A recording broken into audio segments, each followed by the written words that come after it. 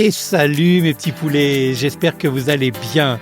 Alors, si je devais teaser le pitch de ce numéro de Design Café, je dirais qu'aujourd'hui je suis particulièrement excité de vous proposer ce qui sera sûrement l'épisode le plus cash jusqu'à présent et le plus incarné depuis la création du podcast. Il y a quelques jours à peine avait lieu la vente aux enchères du stock de mobilier et d'accessoires de Beau Concept Réunion, une enseigne de meubles et de décoration qui a ouvert à Saint-Denis de la Réunion donc en janvier 2020 et qui a été liquidée en avril dernier, en 2024, après seulement 5 années d'exercice, même pas.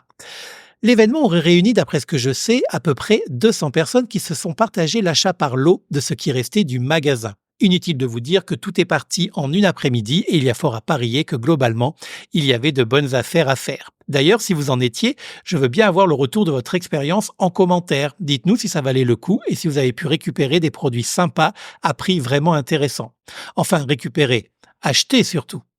Quoi qu'il en soit, cet événement a sonné pour moi le top départ idéal pour publier ce nouveau numéro.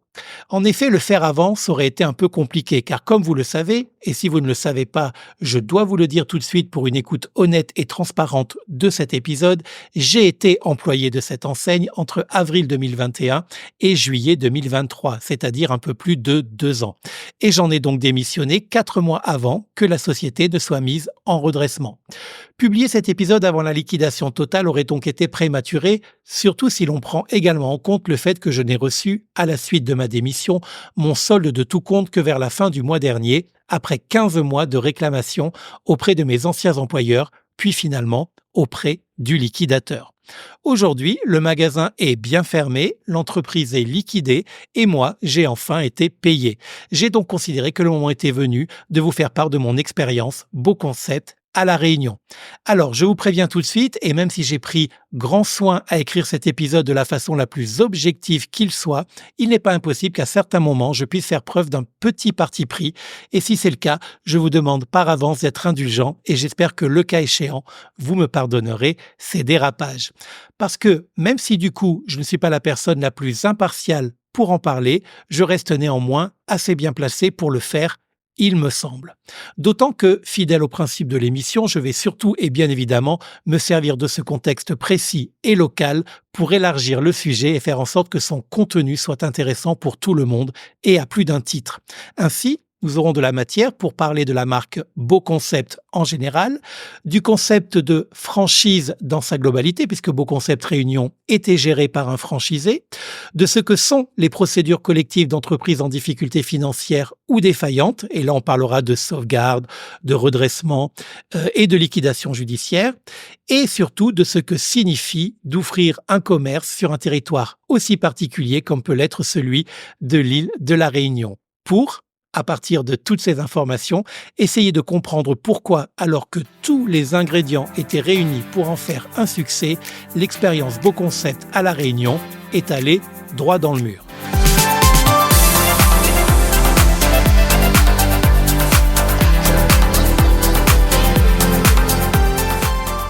Alors, on va commencer par le début et parler de la marque Beau Concept. Alors, Beau Concept est une marque de magasins de meubles scandinaves, plus précisément danoise, comptant pas moins aujourd'hui de 337 magasins dans 65 pays à travers le monde.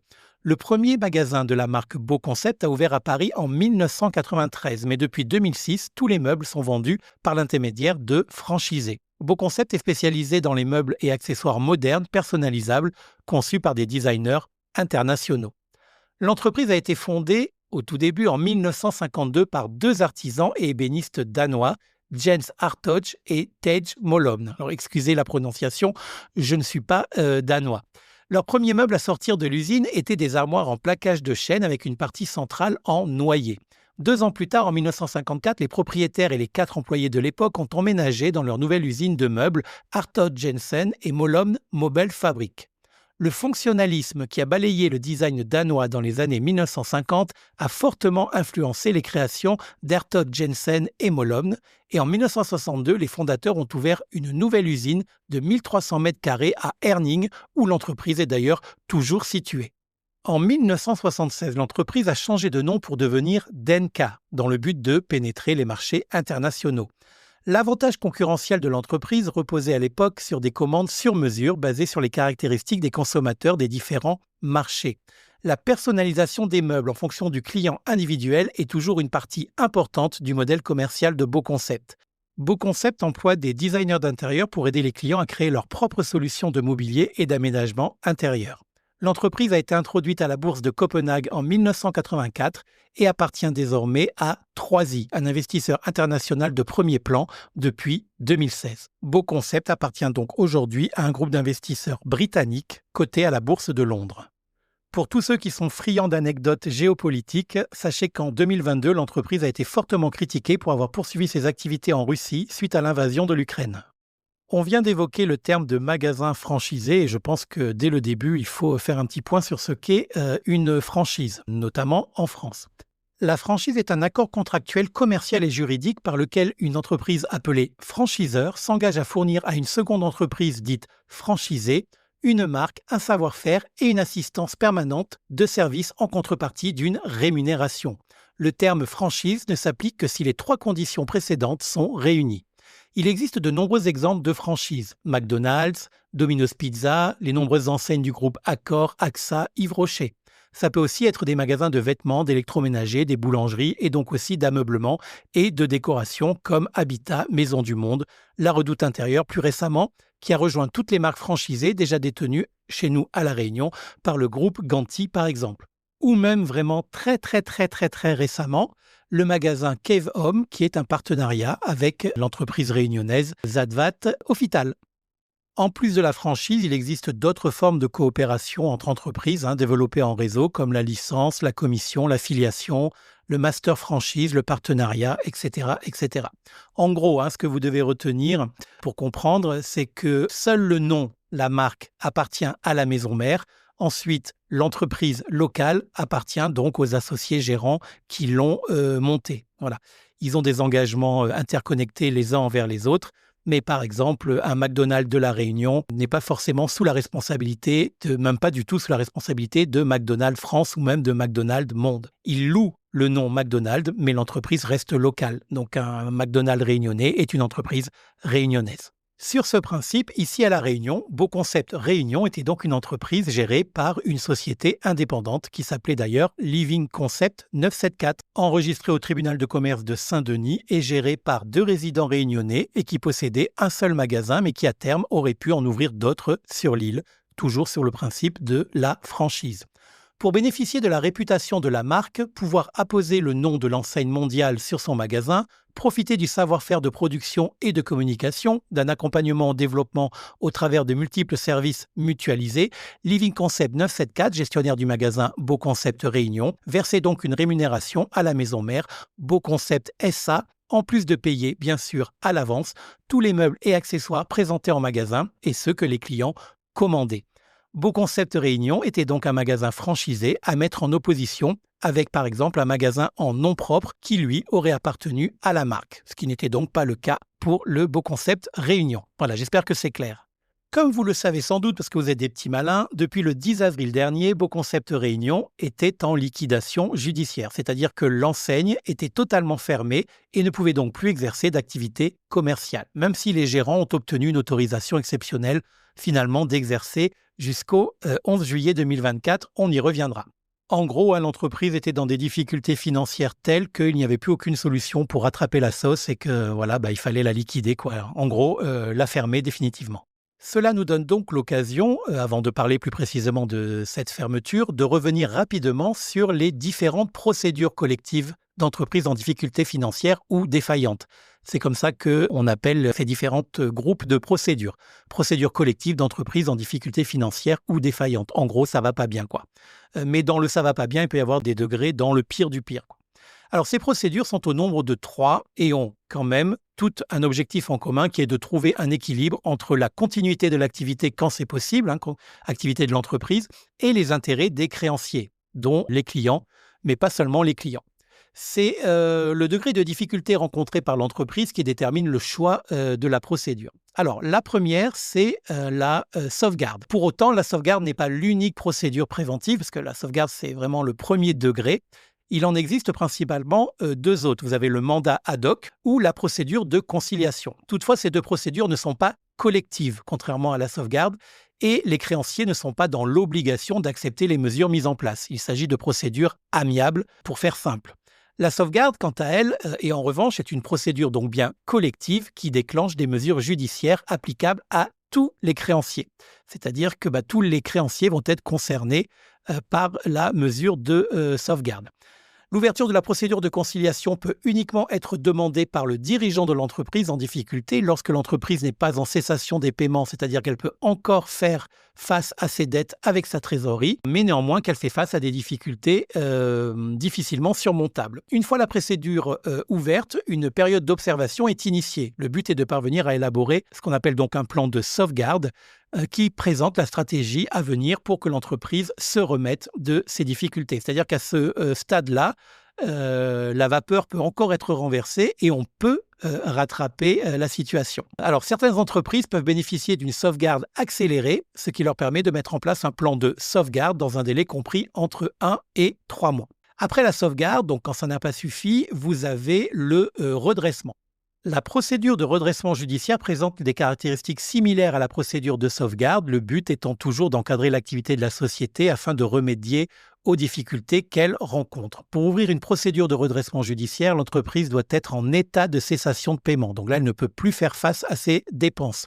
Le dirigeant a donc l'obligation de faire un dépôt de bilan. L'entreprise rencontre des difficultés plus importantes qu'en procédure de sauvegarde puisqu'elle n'est plus en mesure de payer ses dettes. L'ouverture peut se faire à la demande du dirigeant de l'entreprise, du ministère public ou d'un créancier. Sachez enfin que si une entreprise se retrouve en état de cessation des paiements alors qu'elle est déjà en procédure de sauvegarde, le juge peut convertir la procédure de sauvegarde en procédure de redressement judiciaire. À l'ouverture de la procédure, là aussi une période d'observation permet de dresser le bilan économique et social et à partir de ce constat, un plan de continuation ou plan de redressement est élaboré pour la suite de la vie de l'entreprise.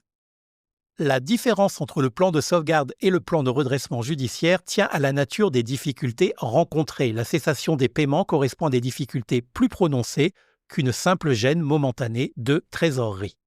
Pour en revenir à notre entreprise locale franchisée Beau Concept, je vous rappelle que le redressement judiciaire de Living Concept 974 a été prononcé le 25 octobre 2023. Et malheureusement, quand les procédures de sauvegarde puis de redressement ne suffisent pas, vous en venez à la liquidation. La procédure de liquidation judiciaire se démarque des deux autres procédures car son objectif n'est plus la continuité de l'entreprise. Le but de la procédure de liquidation est de vendre les actifs de la société afin de rembourser les créanciers. Il s'agit de la différence entre le redressement judiciaire et la liquidation judiciaire. La liquidation judiciaire vise à encadrer la liquidation et la clôture définitive de la société. Il est donc possible d'ouvrir une procédure de liquidation judiciaire si l'entreprise est soit en état de cessation des paiements, soit la situation de l'entreprise est irrémédiablement compromise. L'ouverture peut se faire à la demande du dirigeant de l'entreprise lui-même, du ministère public ou d'un créancier, ou en convertissant une procédure de sauvegarde ou de redressement en procédure de liquidation. Toujours dans notre exemple, et plus que notre exemple d'ailleurs, toujours pour le sujet de ce numéro, la liquidation judiciaire de Living Concept 974 a été quant à elle prononcée le 24 avril 2024, avec une autorisation exceptionnelle de continuer à exercer jusqu'au 11 juillet 2024 pour essayer de vendre le plus possible de mobilier restant en stock avant que le liquidateur ne s'en charge lors d'une liquidation totale qui a eu lieu le 26 octobre 2024. Liquidation où vous étiez peut-être et dont vous avez éventuellement pu profiter. Essayons à présent de comprendre pourquoi, alors que les conditions semblaient sur le papier réunies pour le succès, cette entreprise s'est plantée en moins de 4 ans et surtout pourquoi c'était finalement et très rapidement prévisible. Alors tout d'abord, je vous disais en préambule que cet épisode serait sans doute l'un des plus incarnés depuis la création du podcast Design Café et pour cause. Comme toujours, je me dois d'être honnête avec vous en vous disant que j'ai été salarié de Beau Concept Réunion, plus précisément donc vous l'avez compris de la société Living Concept 974, franchisée Beau Concept, et ce pendant 2 ans. Et que de fait, je suis relativement bien placé pour vous en parler et vous donner mon avis et mon analyse. Et j'insiste sur le fait que c'est mon avis et mon analyse et que ce n'est pas forcément celle de quelqu'un d'autre. Mais en tout cas, j'y crois et c'est pour ça que je vous la livre. Mais bien évidemment, je ne peux vous garantir une neutralité intégrale car je vais être par la force des choses à la fois analyste et partie. Et donc, par définition, pas totalement neutre, je dois bien l'avouer. Je vais commencer par insister sur un fait très important. J'étais salarié, pas associé, pas gérant, pas propriétaire, mais un employé.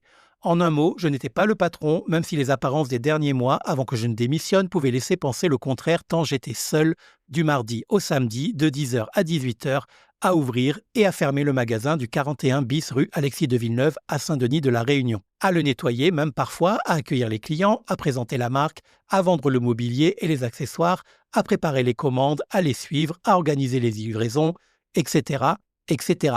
Bref, sur la fin, à part décharger les conteneurs et livrer les clients, je faisais quasiment tout et tout seul. Et je comprends donc que certains clients aient pu croire que c'était mon entreprise car il n'y avait finalement que moi de réellement visible. Mais j'étais juste l'employé d'une direction très peu présente physiquement, voire même plus du tout présente sur la fin. Et cette personnification forcée par les apparences m'aura finalement beaucoup coûté et sur bien des plans, au sens propre comme au sens figuré. Mais on y reviendra plus tard quand je traiterai des conséquences de la chute libre du magasin.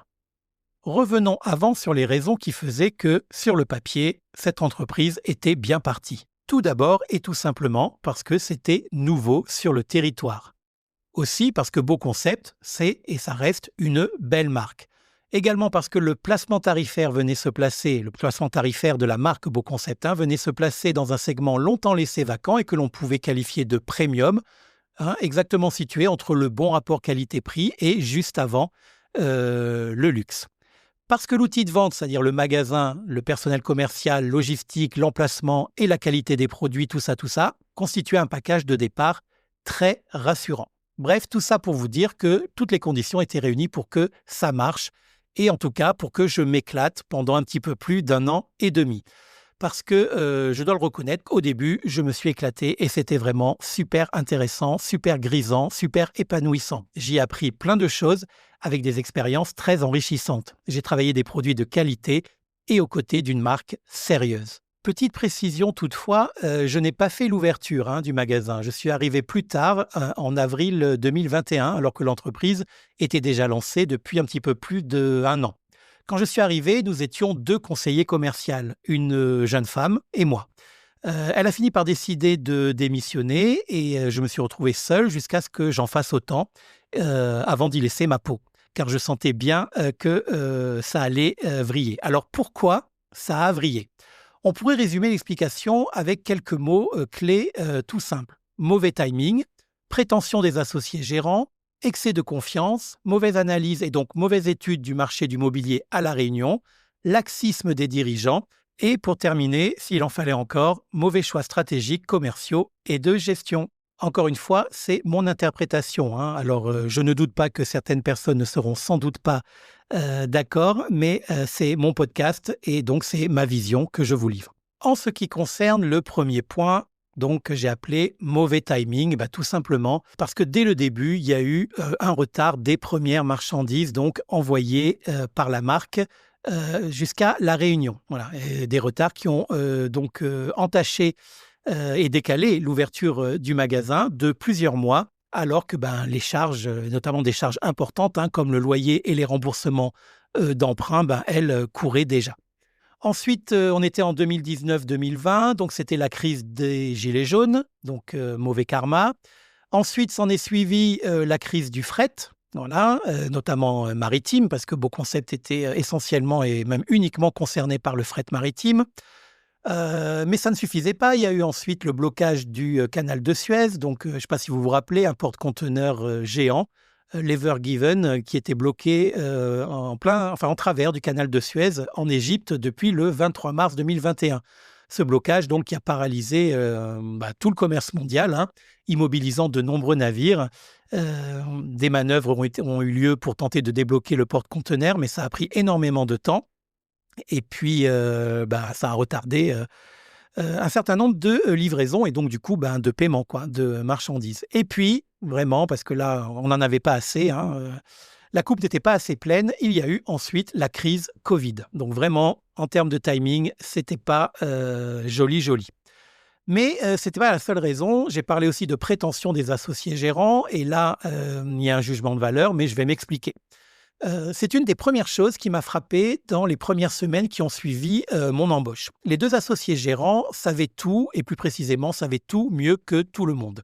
Et alors qu'ils n'avaient jamais ouvert ni géré de commerce à La Réunion, ils ont décidé de ne pas écouter les personnes qui étaient pourtant bien intentionnées et qui régulièrement leur donnaient des conseils que je qualifierais de particulièrement avisés, selon moi, nous y reviendrons, mais au contraire de préférer suivre ceux donnés par des soi-disant amis qui, forts de leur propre réussite toute relative, s'enorgueillaient d'avoir réussi dans leur domaine et donc de faire autorité dans le commerce de mobilier sur une île alors qu'ils évoluaient dans des secteurs totalement différents. Tout ceci renforcé donc par un dangereux excès de confiance de la part des deux dirigeants qui étaient mes employeurs.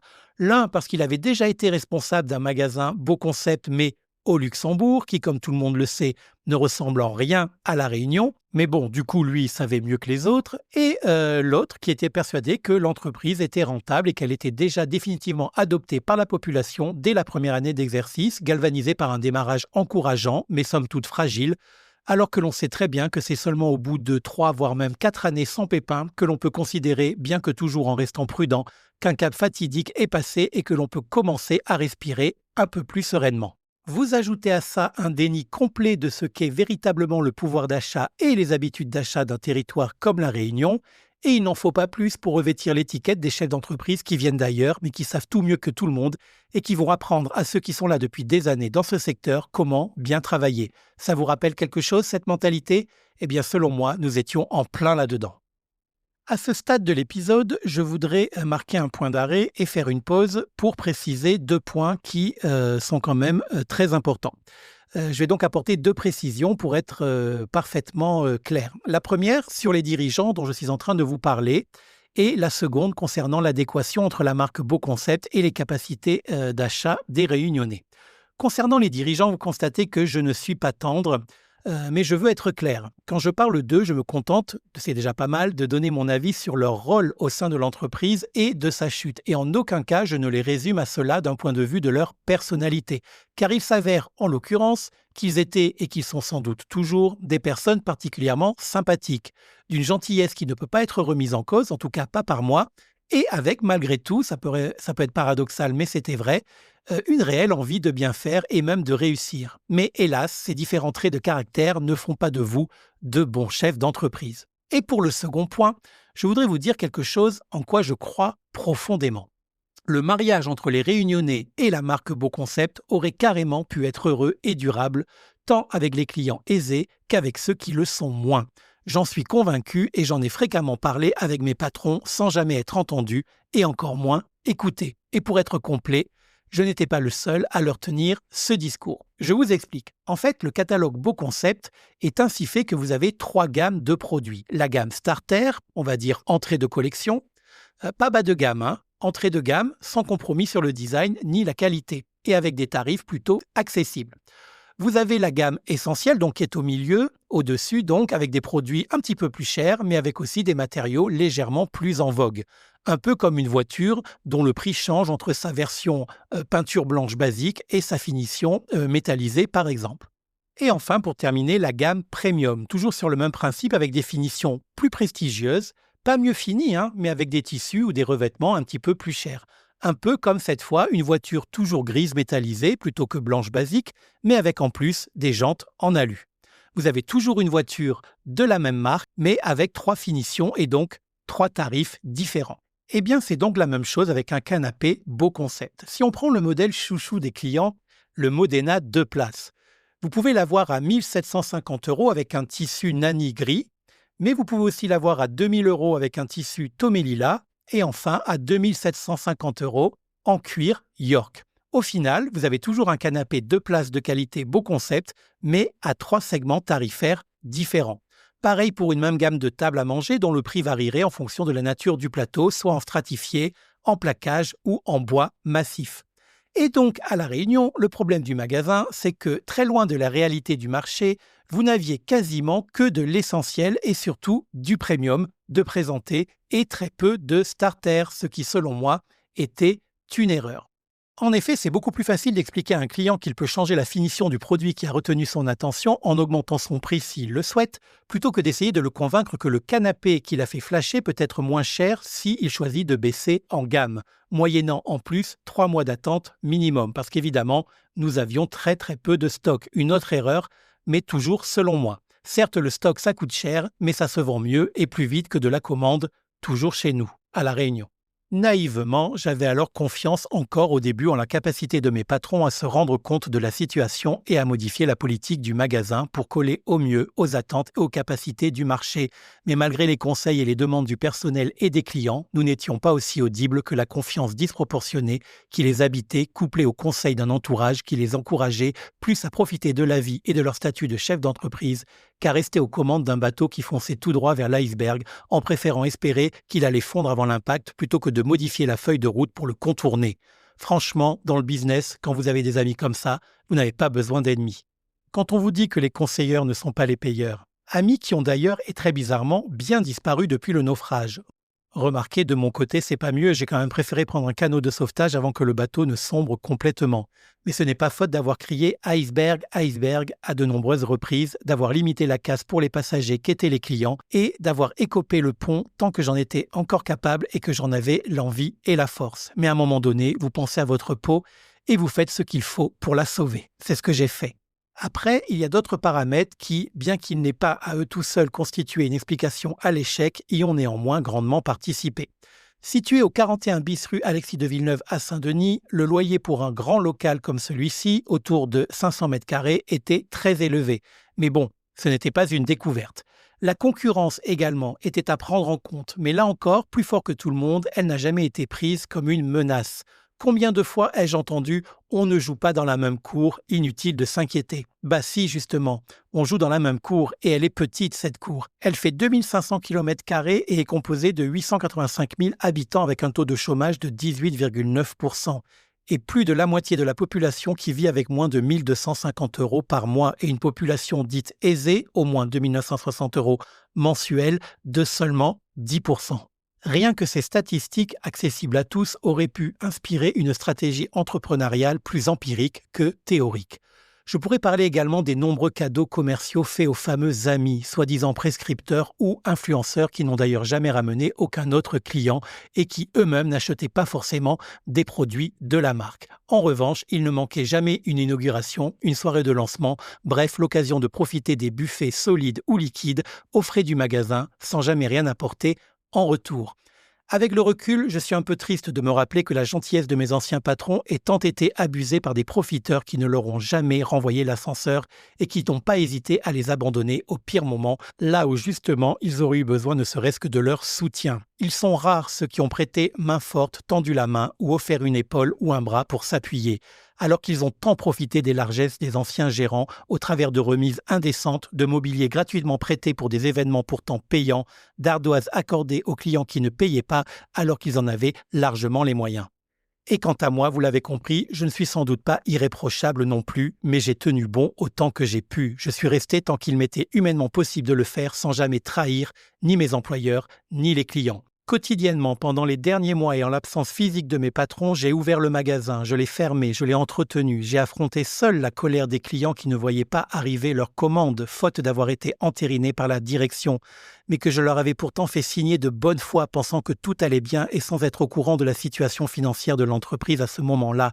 On m'a menti, mais je n'ai jamais menti aux clients. Jamais je n'ai fait signer de commande de mobilier en sachant pertinemment qu'elle n'arriverait peut-être jamais. Ce n'est pas mon genre. Jamais je n'aurais fait ça. J'étais seul face aux créanciers qui se présentaient en boutique pour obtenir le paiement de leurs factures en attente.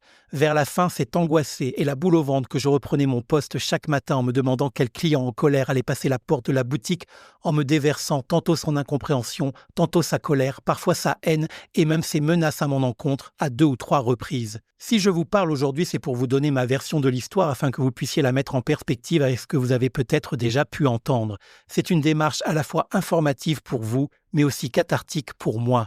Une manière de tourner définitivement la page après avoir pris une décision dans l'intérêt de ma santé. Une décision qui m'a coûté cher et qui n'a pas immédiatement réglé tous les problèmes d'ailleurs. Il m'a par exemple fallu 15 mois de patience pour toucher mes derniers salaires dans un imbroglio interminable avec l'administrateur judiciaire et avec mes anciens employeurs qui n'avaient de cesse de se renvoyer la balle. Quelques clients qui ont obtenu mon numéro de téléphone personnel et qui m'ont harcelé pour obtenir leur mobilier en retard ou de l'argent pour les rembourser, moi, le salarié. D'autres qui se sont présentés à mon domicile personnel pour les mêmes motifs.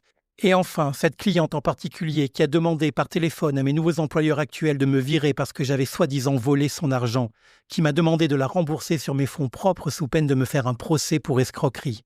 J'ai tout supporté. J'ai tout encaissé et peu de gens étaient au courant de ma détresse jusqu'à aujourd'hui. Et forcément, en l'absence de direction, cela faisait des mois qu'ils ne connaissaient que moi. Vers qui d'autre pouvait-il avoir le réflexe de se retourner? Je ne les excuse pas, mais je les comprends. J'aurais pu attaquer mes anciens patrons au titre des préjudices induits par la fuite de leur responsabilité, mais je ne l'ai pas fait. On ne tire pas sur l'ambulance et après tout, c'est aussi un peu de ma faute. J'ai choisi de rester trop longtemps. J'aurais dû partir encore plus tôt. Moi aussi, j'ai fait confiance et j'ai cru en une prise de conscience patronale salvatrice. Moi aussi, j'ai été naïf et je l'ai payé. Aujourd'hui, et pour terminer, que pouvons-nous dire des conséquences de cet échec ? Pour les clients, je crois que tout est réglé ou presque. Les mobiliers commandés ont soit fini par être livrés ou remboursés. Après beaucoup trop de temps, c'est sûr, mais moins qu'il m'en a fallu pour récupérer mes salaires. Je ne prends pas beaucoup de risques en disant qu'ils sont sans doute déçus globalement par la marque, mais je le rappelle, ils peuvent être déçus par le magasin et sa gestion, mais pas automatiquement par la marque. Mais je me réjouis qu'une fin acceptable ait pu advenir pour eux, car n'oublions pas que c'est leur argent qui était dans la nature, et ça, ce n'est pas rien. Pour la marque Beau Concept, c'est évidemment un échec, mais ce n'est pas le premier. Ça arrive lorsque l'on est franchiseur d'avoir des ratés.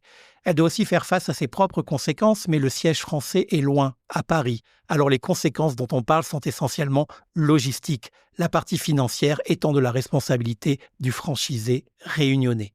Reste qu'en termes d'image, c'est quand même préjudiciable pour la marque. Je pense qu'il va falloir un peu de temps avant qu'un nouveau chef d'entreprise décide de reprendre la marque à La Réunion, tant le goût laissé est amer et sans doute encore un peu trop prononcé. Mais je ne m'inquiète pas pour eux, ils ont plus de 300 autres magasins franchisés dans le monde, alors pour l'instant, tout va bien.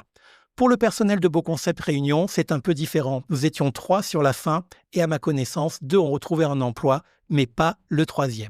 Pour les anciens associés gérants, quoi qu'on en dise, ça reste triste et terrible, décevant et lourd de conséquences. C'est un investissement important qui est parti en fumée et notamment financier, car on parle peut-être d'économie de toute une vie et il faut du temps pour se relever d'une telle expérience. Et en ce moment, ils sont bien trop nombreux à mettre la clé sous la porte et ce n'est pas toujours de leur faute. Et au-delà de ce cas précis, j'ai une pensée particulière pour tous ces chefs d'entreprise, justement, qui bossent tous les jours pour créer et maintenir leur boîte dans la course, qui ont la responsabilité de familles entières et qui ne doivent pas dormir toutes les nuits sur leurs 2 oreilles. Je pense aussi à tous ces enseignes à La Réunion ou en métropole qui sont dans la tourmente, en difficulté ou dans une situation préoccupante, comme par exemple Beaumarchais, Gamme Vert, Kiabi, IKKS, Columbus Café, La Casa Pain, Canopy, La Javanaise fermée depuis longtemps, le comptoir ou Line Rosée fermée plus récemment. Et sur le plan national, Maison du Monde qui se restructure ou encore Habitat dont on a beaucoup entendu parler. Sinon, pour moi, ça va mieux. Ça va même plutôt pas mal en ce moment. J'ai développé un peu d'hypertension suite aux angoisses et au stress et je pense que ce n'est pas un hasard, même si de toute façon, et plus généralement, je dois quand même reconnaître que je n'ai plus 20 ans non plus. J'ai tout de suite trouvé un nouveau job et j'ai tourné la page Beau Concept. Et finalement, j'y ai appris des tas de trucs. D'abord, durant les 18 premiers mois, je me suis éclaté, comme je vous l'ai dit, à travailler pour une seule marque en retail, en magasin, dans le secteur de l'équipement de l'habitat, moi qui jusque-là était un commercial multimarque pour des projets B2B. Je vous ai parlé des clients en colère et difficiles et notamment parce qu'ils avaient des raisons de fond, même si dans la forme, certains ont quand même pas mal dépassé les bornes. Mais ils ne représentent évidemment qu'une infime partie car la grande majorité était tout à fait humaine et passionnante. J'en revois d'ailleurs beaucoup dans le cadre de mon nouveau travail et ça se passe très bien dans le respect que devraient toujours offrir les relations commerciales saines et honnêtes. La recherche de la satisfaction client est un objectif compliqué, c'est un travail quotidien et comme la confiance, elle n'est jamais acquise à 100% et pour cause. Elle met des années à s'instaurer alors qu'elle peut s'évanouir en 5 minutes. Humainement, cette expérience Beau Concept m'aura servi au final. On ne sort pas indemne d'une telle aventure.